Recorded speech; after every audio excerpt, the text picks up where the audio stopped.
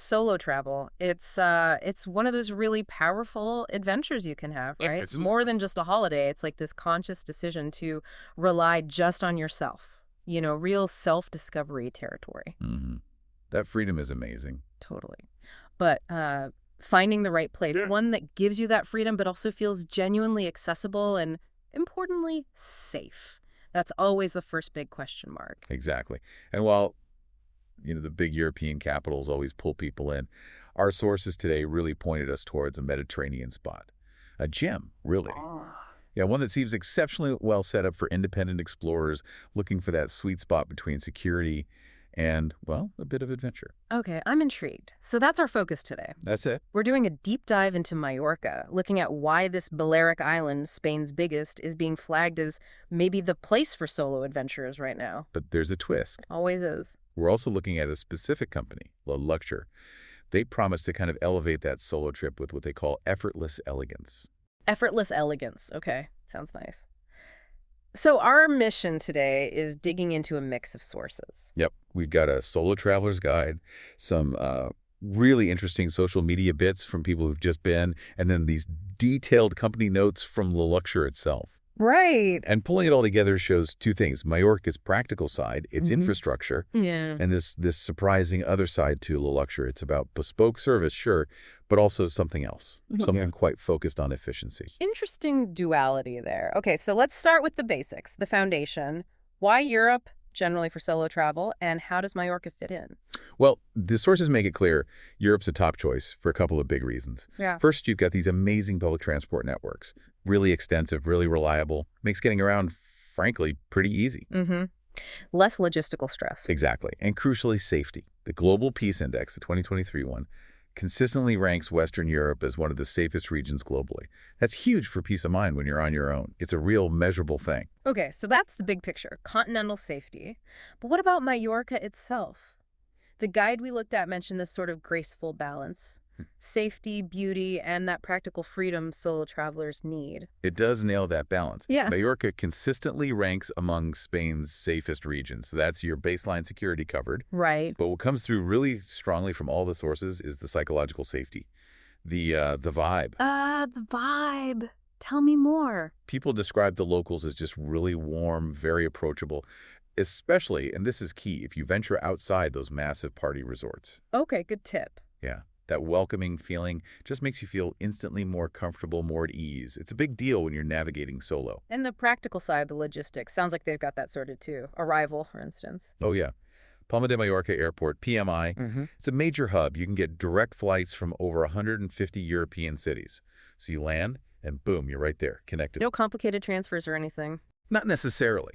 Once you're there, you don't automatically have to, panic about hiring a car. Good. There's a good network of buses and trains. Even that famous old wooden train to Solar through the mountains. Ah, yes. Heard of that one. Plus, and this is important, English proficiency is generally high in the tourist areas across the Balearics.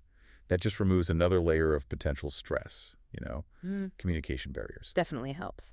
Now, I was interested that the sources talked about mobility beyond just buses and trains. Like, the culture supports active exploration. Totally. Scenic hikes, dedicated cycling routes. There's even this historic trail, the Ruta de Pedra on Sec, the Dry Stone Route. So you can get around actively. Absolutely.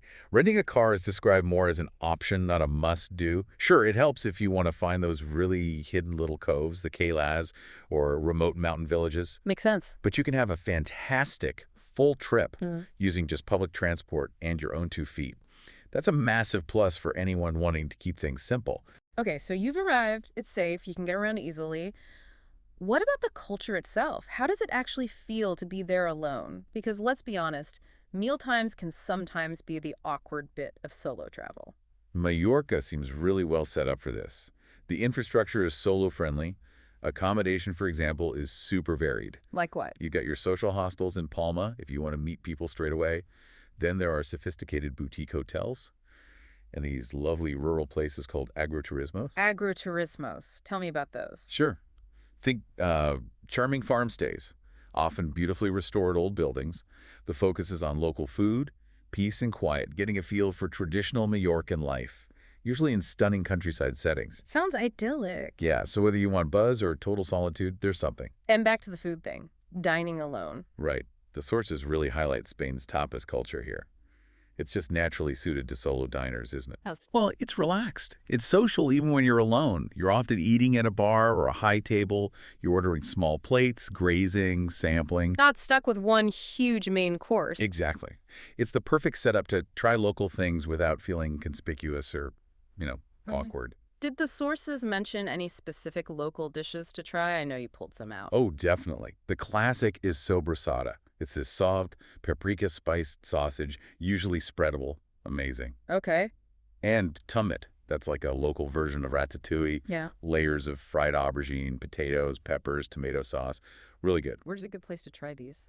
The Santa Catalina market in Palma gets a specific mention. Sounds like a great spot to just pull up a stool, grab a few plates, soak it all in. Low pressure, lots of atmosphere. Nice. And what if you do want to connect with people? Because solo travel doesn't always have to mean being isolated, right? Absolutely not. Yeah. The island seems to have lots of built-in ways to socialize if you want to. Group activities are easy to find, things like boat trips, cooking classes, wine tastings. Easy ways to meet fellow travelers. Yeah, or even just attending cultural events. Palma has something called Nidi del Art, an art night festival. Going to things like that offers natural ways to chat with people without any forced mixer vibe. Good point. And all this is happening against what sounds like a stunning backdrop. Incredible backdrop. Yeah. You've got the coastline, everything from tiny dramatic coves like Caladea to huge stretches of white sand like Es Trank. Wow. And then, completely different, you have the Serra de Tramontana Mountains, a UNESCO World Heritage Site, no less. So mountains and beaches. Exactly. And the mountains are dotted with these ridiculously charming villages. De A, Fornolux. The landscape itself is kind of an endless companion for exploring. Okay, it sounds pretty perfect, safe, easy to get around, culturally rich, beautiful. But, even with the best planning, solo travel can lead to decision fatigue. Mm-hmm. Been there. What if you're kind of past the backpacking stage? You want the freedom, but maybe without all the logistical heavy lifting. You want things taken care of. And that is precisely where our second player, this company, Luxure, enters the picture. Oh, okay. They seem to operate in that exact space, Good. offering services designed to take you, as they say, beyond the guidebooks. Right. They specialize in creating these bespoke moments for independent travelers. The whole idea is freedom, but delivered with that touch of effortless elegance we mentioned. So it's more than just booking things. What does that indulgence actually look like? The sources said they help clients live Mallorca like never before. What does that mean in practice? It seems to be about access and privacy. They talk about opening doors to quiet corners of the island that only locals know. Okay. So it's not just about being exclusive, it's about helping you feel that sense of personal discovery, but without you having to do all the research and, guesswork to find those spots. And for food lovers, beyond tapas. Yeah, they take the dining experience up a notch. We're not just talking restaurant reservations. They mention organizing, like intimate wine tastings, or even getting you private access to a wine cellar that's opened, quote, just for you, even if you're a party of one. Wow, okay. That's pretty tailored. And for adventure, exploring those UNESCO mountains. They take the planning headache away, How? arranging private guides, designing a hiking route that's specifically made to your measure, so tailored to your fitness, what you want to see. Made to measure hiking. Interesting. Or for pure relaxation. Imagine a secluded gourmet picnic set up for you in the Tramontana, or a private sunset sail.